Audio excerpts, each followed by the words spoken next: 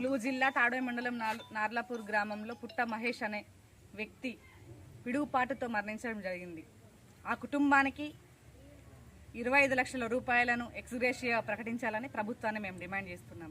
అలాగే ఈరోజు మా నాయకుడు అయినటువంటి హరీష్ రావు గారు ఖమ్మం జిల్లాలో ప్రజలు వరదలతోనే అల్లాడుతుంటే వరద సహాయక చర్యల్లో భాగంగా ఆయన ప్రజలను పలకరిద్దామని చెప్పేసి, ప్రజలకు సహాయం చేద్దామని చెప్పేసి పరామర్శించడానికి ప్రజల దగ్గరకు వెళ్తే కాంగ్రెస్ మూకలు, రౌడీలు, గూండాలు ఈరోజు ఆయన మీద దాడి చేయడం జరిగింది. దీన్ని మేము తీవ్రంగా ఖండిస్తూ ఉన్నాం. ఇలాంటి మళ్ళీ పునరావృతం అయితే మేం కూడా దాడులకు పాల్పడతామని హెచ్చరిస్తూ ఉన్నాం. టీఆర్ఎస్ పార్టీ అని అంటే, బీఆర్ఎస్ పార్టీ అని అంటే చేతులు కట్టుకొని కూర్చునే పార్టీ కాదు. కేంద్రాన్ని మెడలు వంచి ఈ తెలంగాణను సాధించినటువంటి పార్టీ.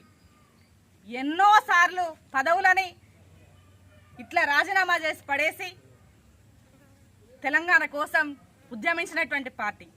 మరి ఈరోజు ఆ పార్టీ నాయకుల మీద ఉద్యమం చేస్తే ఊరుకోము.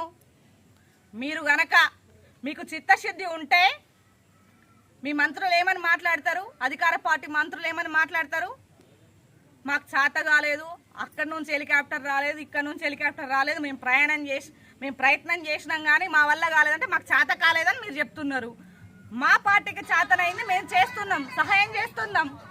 ప్రతిపక్షంలో ఉండి మేము సహాయం చేస్తున్నాం. మీకు చేత కాలేదు, ప్రజలకు సహాయం చేయడానికి పోతే రాళ్లతో దాడి చేస్తారా, కర్రలతో దాడి చేస్తారా? ఇదేనా మీ సంస్కారం? ఇదేనా మీ పార్టీ నేర్పించిన సంస్కారం? జాతీయ పార్టీ అని చెప్పేసి పెట్టుకున్నారు, కొంచెం కూడా బుద్ధి లేకుండా ప్రవర్తిస్తూ ఉన్నారు.